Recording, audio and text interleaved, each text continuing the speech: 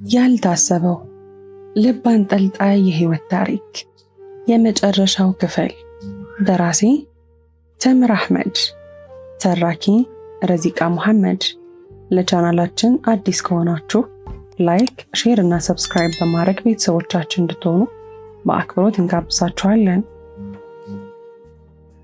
ከሰዓታት በኋላ በክፍሉ በር ኤልሲ ፊቷ በእንባ እየታጠበ ወለሉ ላይ ተዘርራ ተቀምጣለች። ቃል አታወጣም፣ ደንዝዛለች። ሁለቱም ጥቂት ቆይቶ በሩ ተከፈተ። ከተቀመጠችበት እንደምንም ለመነሳት ስትሞክር አዝናለሁ።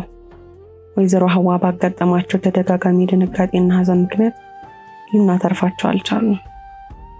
ጓንቱን ባስኬት ውስጥ እያስገባ በሀዘን ተናግሮ ባለችበት ጥሏት ሄደ። ኤልሲ ቃል ሳታወጣ በድንጋጤ ደንዛ እንደተቀመጠች ጭንቅላቷን በፋሻ ተጠቅልላ ከሩቅ እየበረረች የምትመጣው መሬምን አየቻት። መሬም ተጠግታ ኤልሲ፣ እናቴ የት ናት? እዚህ ክፍል ናት? ንገሪኝ። ከሷ መስማት ያለብኝ ብዙ ነገር አለ። ሁሉንም በዝርዝር ልትነግረኝ ይገባል። ይህ ሰውዬ የሚለውን ሁሉ አላምነውም። ራሷ ትንገረኝ እባክሽ። ኤልሲ ድንገት ከገባችበት ድንዛዜ ነቃ ብላ መሬቱ ላይ እየተፈራገጠችና ራሷን እየከሰከሰች አሯ ሀዋዬ ሞታለች። ምንም የምትነግርሽ ነገር አይኖርም። ቆይ ሁሉ ለምን? ሆስፒታሉን በልቅሶና በጩኸት አመሰችው። አቶ ዘነበ በድንጋጤ በጉልበታቸው ዘፍ ብለው እየተንበረከኩ እኮ እኔን ከነ ኃጢአቴ ትተሽኝ ሄድሽ? ሀዋ አንቺም አስቻለሽ? በልጅሽ ጨከንሽ? ወደ ሰማይ አንጋጠው ጮሁ። አላምንሽም። እውነት አታድርገውም። አውቃ ነው። ለእኔ ላለመናገር እያስመሰለች ነው። ቆይ እኔ ያናግራታለሁ። የክፍሉን በር ከፍታ ለመግባት ስትንደረደር በሩ ተከፍቶ ላዩ ላይ በነጭ አንሶላ የተሸፈነ ሰው አስተኝቶ ወደ እሷ እየተገፋ የሚመጣ አልጋ ተመለከተች። አጠገቧ ሲደርስም ሀዋዬ ናት? እውነት ዶክተር አልሞተችም።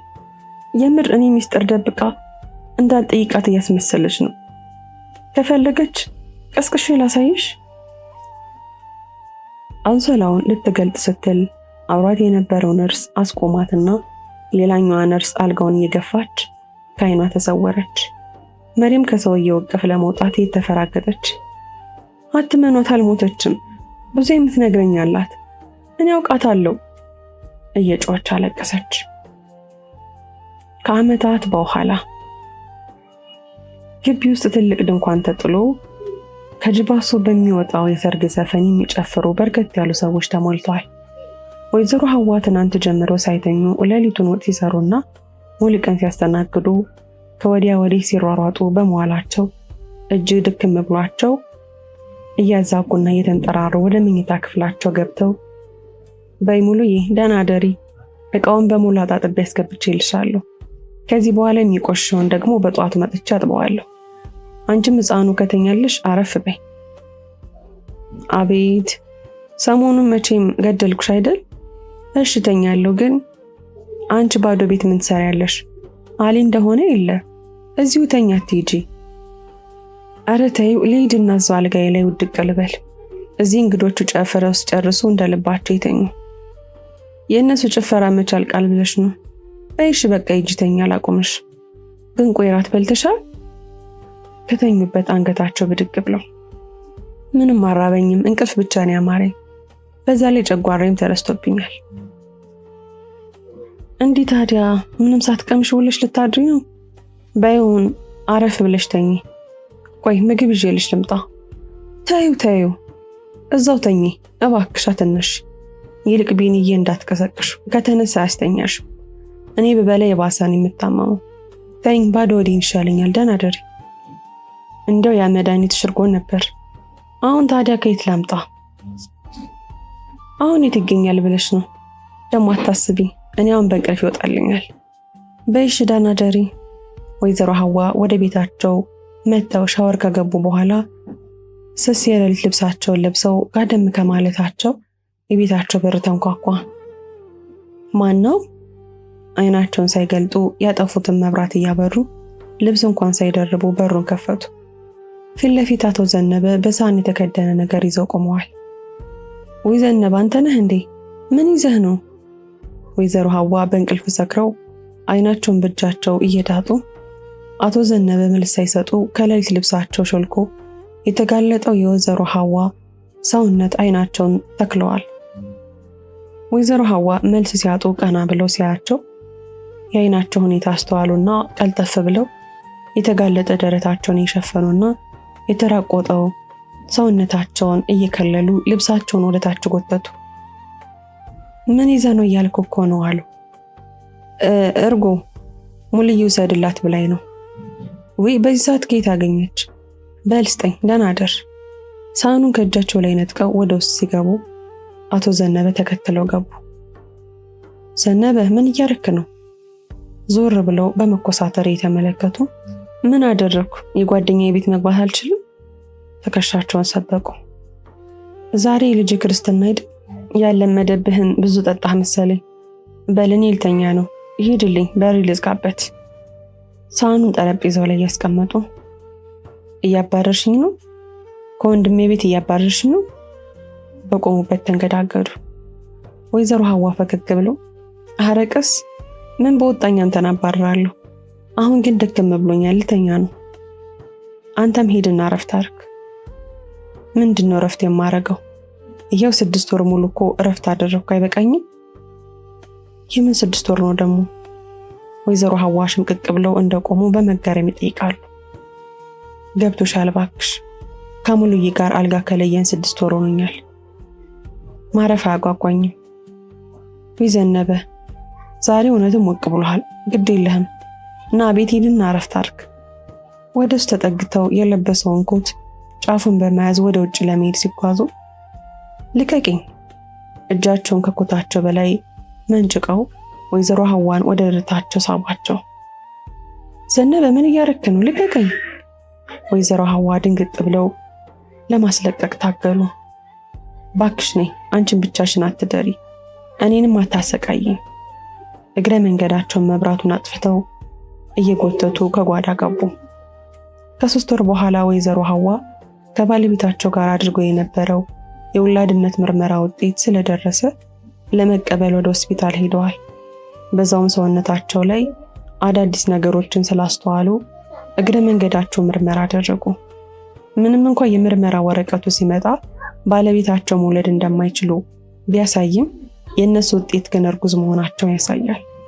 ይህንን ቅሌት እንደሰሙ እየተክለፈለፉ ለአቶ ዘነበ ሲነግሯቸው አቶ ዘነበ ዶክተሩ ጋር አውርተው ከብዙ ውጣ ውረድ በኋላ አቶ አሊ ስለዚህ ጉዳይ እንዳው ካደረጉ በኋላ ወይዘሮ ሐዋም ለባላቸው ደውለው የእርግዝና ዜናውን እያበሰሩ አሰሟቸው። ሁልጊዜም ትናንሽ ወንጀሎችን ስንዳፈርና ትናንሽ ሕጎችን ስንጥስ መጨረሻ ላይ ከባዱንና ትልቁን ወንጀል ለመፈጸም የሚኖረን ፍርሃት ጠፍቶ ራሳችንን እንደ ተራ ጥፋት ትልቅ ወንጀል ውስጥ ገብተንበት እናገኘዋለን። ትናንሽ ጥፋቶችን መላመድ ከትልቅ ወንጀል ላይ ወስዶ ይጥላል። ምን ነው በእንቁላሉ በቀጣሽኝ እንዳለው ልጅ ጊዜው ከመርፈዱና ትልቅ ወንጀል ላይ ከመውደቃችን በፊት ለሰራነው ቀላል ኃጢአት በጊዜው መጸጸትና ማህርታን መጠየቅ የግድ ነው። ያለበለዚያ መውጫችን የከበደ ይሆናል። ከ3 ዓመት በኋላ በሩን በኃይለኛው በተደጋጋሚ ብታንኳኳም የሚከፍት ግን አልነበረም። ደጋግማ ሞከረች። ሲብስባት ጮክ ብላ ራቢ እያለች መደብደቧን ብትቀጥልም ማንም ብቅ ሊልላት አልቻለም። ተስፋ ቁርጣ ወደ ቆመች መኪናዋ ለመግባት አንድ እርምጃ ስትራመድ በድንገት የበር ድምፅ ስለሰማች በቅጽበት ወደ ኋላዋ አዘረች። ራቢ እያለች ወደ እሷ ተራመደች። እሷን በመደነቅ ኤልሲ ተጠግታ አቀፈቻት። ቢስሚላ ትልቅ ሰው ሆነሻል። ራቅ አድርጋ ኤልሲን የተመለከተቻት። አዎ አንቺም ተለውጠሻል። የኔን እንኳን ታዩ። ነይ ወደ ውስጥ ግቢ፣ አሁን አትቆሚ። ወደ በሩ ቀድማት ገባች። ቆይ እሺ፣ ባለቤቴና ልጄ መኪና ውስጥ ናቸው፣ አንዴ ጥራቸው ብላ ከመዞሯ አንድ መልከ መልካም ወጣት መኪናውን ገፍቶ ወጣ። ኤልሲም ወደ ባለቤቷ ተጠግታ ውዴ ጥላውን ዘርጋልኝ ብላ መኪና ውስጥ ግማሽ አካሏን በማስገባት ማቀፊያ የተጠቀለለች ጨቅላ አቅፋ ወጣች። ባለቤቷ ጥላውን እንዳጠለለላት ተያይዘው ወደ ውስጥ ዘለቁ። ቤት ሲገቡ ወይ በሞትኩት ኤልሳ! የራቢ እናት ድንግጥ ብለው ከመቀመጫቸው ተነሱ። አክስቴ ልጇን አቅፋ ባትይዝ ኖሮ ዘላ ልትጠመጠምባቸው ከችላ ነበረ። ግን ልጇን እንዳቀፈች ፊታቸውን ብቻ አነካክተው ሰላም ከተባባሉ በኋላ አክስትየው ኑ ቁጭ በሉ፣ ና ግባ ተቀመጥ፣ አትቁም ቁጭ በል፣ እጃቸውን ደረታቸው ላይ በማድረግ እየተንሰፈሰፉ አብሯቸው ቁጭ አሉና ቀጠሉ። ይቺ ጨቅላ የማን ልጅ ናት? ወደ ህፃኗ ቀርበው እያዩ አክስቴ የኔ ናት፣ ወለድኩኝ እኮ። እሰይ አልሐምዱሊላህ። እሱ ምን ያልቅበታል? እጃቸውን ወደ ላይ ከፍ አድርገው አመሰገኑ። ኤልሲ ፍልቅልቅ ብላ ይችን ጎማዳ በደንብ ያት እስኪ አክስቴ አለች ህፃኗን አጎንብሳ እያየች። ኧረ እሷስ ቆንጆ ናት፣ ጎማዳም አይደለችም። አቤት ጊዜ አቤት ዘመን፣ አንቺን ባለ ልጅ ሆንሽ። ግርም እያላቸው ይመስገን ምን ይሳነዋል? ምንም ልጄ ኻሊቁ አያልቅበትም። ራቢ አንቺ ራቢ መጣው ተጫወቱ የኔ ልጅ። ተነጋገሩ እንጂ ቤታችሁ እኮ ነው፣ አትፍሩ። ተነስተው ወደ ኩሽና ሄዱ። ምሳ አንድ ላይ ተሰብስበው ከበሉ በኋላ ቡና እየጠጡ ወጋቸውን ቀጥለዋል። እንደው ከስንት ጊዜ በኋላ ድንገት መጣሽ እኮ። አክስቴ ደግሞ ምን አስደነገጠሽ? ማግባትሽን ሳልሰማ ጭራሽ ወልሽ ትመጪ? እስኪ ይሁን እንዳው ሙሉዬ ግን እንዴት ናት? በመሃል የኤልሳ ፈገግታ ቅጭም አለ። ይመስገናለች፣ ምን ትሆናለች ብለሽ ነው? ደህና ናት። አይ ጊዜ የውሳነት ታይ 3 ዓመት ደፈነን። አክስቴ እንደ ቀልድ ሁሉም ከሆነ 3 ዓመት ሆነ።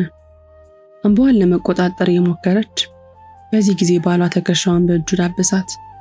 እሷም እጁን እጁ ላይ ጭና ቀጠለች። አክስቴ በልጄ ክርስትና ቀን ከድግስ ይልቅ ጨቅላ ልጄን ይዤ የምዞረው ለጭንቅላቴ ረፍት ለመስጠት ነው። እባክሽ ልጄን ከልብሽ መርቂልኝ። ኤልሲ ልጇን አቅፋ ወደ አክስቷ እየዞረች እኔማ ምን ገዶኝ እንኳን ያንቺን ልጅ ለማንም ዱዓ ማድረጌን አልተውም። አብሽሪ የኔ ልጅ አላህ ይጠብቅልሽ። ግን እስከ ዛሬ ቆይተሽ አሁን ምን ነው ዛሬ ለዚያም በክርስትናዋ ቀን ገና አንጭጭ አይደለች እንዴ? ምን ነው ቸኮልሽባት? ምን ላድርግ አክስቴ፣ ውስጤ ሰላም ቢያጣብኝ እኮ ነው። ከማሯ ጋር ልጆች ሆነን ልጅ ስንወልድ እንደ ቤተሰቦቻችን እህትና ወንድም አድርገን ልናሳድግ ቃል ተግባብተን ነበር። እንደ ቅዳችን ሰርግ ሚዜ ሆና ባትድረኝም የአራስ ጊዜን አብራ ሆና ያማረኝን እየሰራሽ ባታርሰኝም በምጥ ቀኔ ከጎኔ እጄን ባትይዘኝ ቃላችንን ባንሞላ እንኳ እስኪ ልጄን እንኳን ላሳያት ብዬ ነው። ተንሰቅስቃ ያለቀሰች በአንድ እጇ ተናፈጠች። ይሄን ይቁም ነገረኛ። ያንቺና የመሬም ነገር መች እንጂ የሚቋጭ ነበር። እሷስ ያንን የማትፈልግ ይመስልሻል? የኔ ልጅ የመሬም ነገር ምን አማረ ብለሽ ነው? ልጅቷን አስቀምጫትና ነይ ተከተይኝ፣ እሷ ጋር ልውሰድሽ። ባቸውን እየጠረጉ ተነሱ። ኤልሲ ስትነሳ ባለቤቷ ተከትሏት ተነሳ። አንተ እዚሁ ጠብቀኝ ማሬ፣ በኋላ ታያታለህ ብላው ፈጠን ብላ ካክስቷ ኋላ ደረሰችና ወደ ጓሮ ተከታትለው ዞሩ። ነይ ልጄ ይቻትልሽ፣ ቀን ከቀን ይሻላታል ብንልም ብሶባት አረፈ። ከአንድ 2 ጊዜም ለሕክምና ብንወስዳትም እየጠፋች በስንት ትግል አገኘናት። እኛም ጠፍታ እንዳትቀር ፈርተን ይኸው ዶክተሩ እዚሁ ድረስ እየመጣ ቢከታተላት ከመባስ ውጭ ለውጥ የላት። እኔ አላምንም። መሪም ናት አክስቴ፣ እጄን ይማሯ ናት። ከግንድ ጋር በረጅም ሰንሰለት ታስራ አንገቷን ወደ መሬት ቀብራለች። ልብሷ እላያ ላይ በቆሻሻ በሽቅጡ መላ አካሏ በዝንቦች ተከቧል። ፀጉሯ እርስ በርሱ ተያይዞ በመንጨባረሩ በቆሻሻና በማዲያት ከጠቆረ ፊቷ ጋር ተደምሮ ላያት ሁሉ አስፈሪ ገጽታን እንድትላበስ አድርጓታል። በእርግጥም ያሁን ገጽታዋ ያቺ ቀይ ሳቂታና አይን አፋሯ ቆንጆ መሪም ናት ብሎ ለማመን እጅግ ይከብድ ነበር። እሷነቷን ለመለየት እስኪያቅታት ድረስ ተለውጣለች። ኤልሲ በድንጋጤ ቃል ማውጣት አቅቷት እንባዋን እያፈሰሰች አክስቴ ያኔ በስልክ ስታወሪኝ እኮ ቀላል የአእምሮ ህመም ብቻ ነበር የመሰለኝ። እንዲህ እንደባሰባት ለምን ደበቅሽኝ? ቆይሽ ማንም እንደሌላት ለምን ከቤት አስወጥታችሁ ጓሮ እንድትኖር ፈረዳችሁባት? አክስቴ ምንም እንደማታገለግል ዕቃ እሷን ውጪ ጥላችሁ እናንተ ቤት ለመኖር እንዴት ቻላችሁ? ማራ እኮ ናት ያቺ ሰው አክባሪዋ ታዛዧ ለሰው ሟቿ ማራ እኮ ናት። እንዴት ጨከናችሁባት? ስታወራ ከእንባዋ ጋር እየታገለች ሙሉ ሰውነቷ ይንቀጠቀጣል። ምን እናድርግ ልጄ? አውሬ የሆነችብን እኮ የመጣ ሄዶን የምትበላ የሰፈር ሕፃን ሳይቀር በድንጋይ ወርወራ የምታደማ አውሬ ሆነች። እኔም አቅሜ ደከመ። ራቢን ብቻዋን አልቻለቻት። ትድናለች ብንልም አልሆነልንም። ወድጄ መሰለሽ? ግራ ገብቶኝ ነው ልጄ። አውሬ አትበይ እባክሽ። እኔ ፊት እንደሱ ብለሽ አትጥራት። ጮክ ብላ እያለቀሰች ወደ መሬም ተጠጋች። ተይ ይቅርብሽ ልጄ፣ እሷ የምታውቂያት መሬም አይደለችም። ተይ የኔ ልጅ፣ ባለችበት ቁሚ። አንድ ነገር ታረግሻለች። የፈለገችውን ታድርገኝ አልቷት። እስከዛሬ ተውኳት ይበቃል። በፍርሃት እርምጃዋን ቀስ አድርጋ ወደ እሷ ቀረበች። ይህ ሁሉ ሲሆን ማሯ አንገቷን ደፍታ በሰንሰለት በታሰሩት እጆቿ መሬት ከመቆፈር ውጪ ምንም አላረገች። ማሯ አስታውሽኝ? ኤልሳ እህትሽ ነኝ። በቀስታ አጠገቧ እየተንበረከከች መሬም አንገቷን ደፍታ በጥፍሯ አፈሩን መቆፈሯን ቀጥላለች። ኤልሲም በዋን እያዘራች አፈሩ ላይ ተዘርፍጣ በመቀመጧ በእጇ የመሬምን ፊት ቀና እያረገች ይህ ማሯ እኔ ነኝ፣ ትዝ አልልሽም? አታስታውሽኝም? አክስየዋ ከሩቅ ሆነው አደብ ገዝታ የተቀመጠችውን መሬም በመገረም እያዩ ካሁን ኤልሳን አንድ ነገር አረገቻት እያሉ ሰግተዋል። መሬም አንገቷን እንደደፋች እንባዋን አፈሰሰች። በዚህ ጊዜ ኤልሲ መሬምን ወደ እሷ ስባ ከነቆሻሻዋ አቀፈቻት። ይቅርበኝ እህቴ፣ እስካሁን እኔ እንዲሆንሽ መች መሰለኝ፣ ጨከንኩብሽ። በድጋሚ እንቅ አድርጋ አቀፈቻት። ከደቂቃዎች በኋላ ኤልሲ ከቤቷ አሁኑን ይዣት እወጣለሁ ብላ ብታስቸግርም በባሏ አገዛ እንደምንም ለመረዳት ሞከራ ተረጋጋች። ከዛም ከባለቤቷ ጋር ሆነው መሬምን ከፀጉሯ ጀምረው ካጠቧትና ልብሷን ከቀየሩላት በኋላ ባለቤቷ ለሕፃኗ ዳይፐር ሊገዛ ሲወጣ ኤልሲ ማሯን በረንዳ ላይ አስቀምጣት ፀጉሯን መስራት ጀመረች። አጃይብ! አሁን ይቺ እንዴት ተረጋጋችው መሬም ናት ቢባል ማን ያምናል? እህል ልንሰጣት እንኳን ስንመጣ ስንት ተሽቆጥቁጠን ነበረ መሰልሽ። አቤት ያላህ ስራ፣ እሷ ያልቅበት። ከሳሎን ውስጥ የኤልሲ ልጅ ታቀፉ የተቀመጡት የማሯ አክስት ከርቀት መሬምን እያዩ እኔ እኮ ነኝ ጥፋተኛዋ፣ እኔ እኮ ነኝ ራስ ወዳዷ፣ ደና እንዳለኖች እያወቅኩኝ ጨከንኩባት። ተይ ልጄ፣ አሁንም አረፈድም፣ ደርሰሽላታል። መቼም ኻሊቁ መድኃኒቱ አርጎሻል፣ እሱም እንዳሽን ይክፈለው። ትክዝ ብሎ ቀጠሉ። እንዲያው ልጄ ግን የጥቁር ልብስ አይበቃሽም? 3 ዓመት አለፈው። ኤልሲ ከመጣች ጀምሮ የለበሰችው ሙሉ ጥቁር ቀሚስ ሲሆን ከላዩ ጥቁር ሻሽ ጠምጥማበታለች። አይ አክስቴ፣ 3 ዓመት የሆነብሽ እኮ ላንቺ ነው። እኛ ቤት ብትመጪ ሀዘኑ በየቀኑ አዲስ ነው። ውስጤ በየሰዓቱ የሚሰባበር ነገር አለ። እንግዲህ ከሱ የሚቀር የለም። ሁላችንም ይሃጆች ነን። ጠንከር በይ። አዎ እሱስ ልክ ነሽ። የኛ ቀን እስኪደርስ እንጠብቃለን። ዛሬ እዚህ ከመምጣቴ በፊት ሚጣየን ይዤ እሱ ጋር ሄጄ ነበር። አራስ ቤት ከገባው ጀምሮ አግኝቼው ስለማላቅ ከብድ ብሎኝ ነበር። ልጄን ይዤ ሄጄ አልቅሼ የውስጤን ስነግረው ቅልል አለኝ።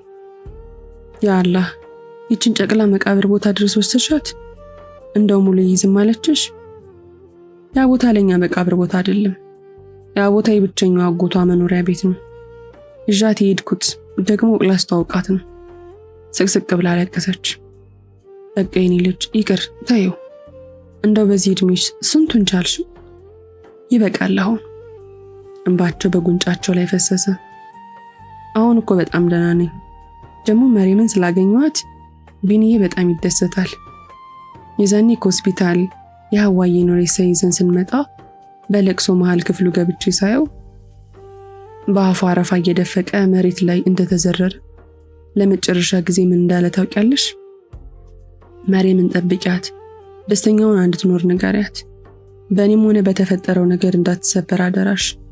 አንቺም ጠንካራ ሁኚ። መጠንከር ግን ስላቃተኝ ህመሜን ለማስቆም ብዬ ራሴን ስለገደልኩና ለእናንተ ሐዘን ስለሰጠው ሁላችሁም ይቅር በሉኝ ብሎኝ ነበር። ላይመለስ ያሸልበው እና ይህ አደራው 3 ዓመት ሙሉ እረፍት ሲነሳኝ ቆይቷል። ራስ ወዳድ ሆኜ እሷንም ህመም አባባስኩበት። ታየኔ ልጅ አንቺ ምንም አላጠፋሽ። አጥፍቻለሁ፣ በደንብ አጥፍቻለሁ። በእርግጥ እንደዚህ አይነት ሁኔታ ላይ ትሆናለች ብዬ አልገመትኩም። መራቅን የመረጥኩት አስችሎኝ አልነበረም። ከኛ ጋር መገኘቷ ህመሟን ያባብሰው ስለመሰለኝና በትናንትና ታሪክ ታስራ ዛሬዋን ለመኖር እንዳትፈራ ሰግቼ ነው። ግን ልክ አልነበርኩም።